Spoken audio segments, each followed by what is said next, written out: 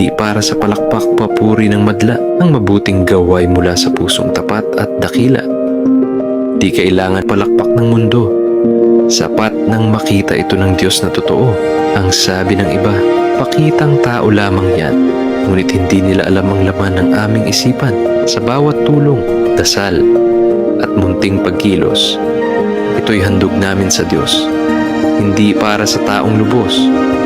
Paglingap sa kapwa, pagdamay sa nagdurusa, hindi ito palabas, kundi bunga ng pananalig at kusa. Ang kabutihan ay ilaw sa dilim ng buhay, na ang tunay na layunin ay ang Diyos, ay mapasaya't maitaguyod ang kanyang gabay. Kaya kung kami gumawa ng mabuti, tahimik man o lantad, hindi ito upang kami hanga ng sanlibutan.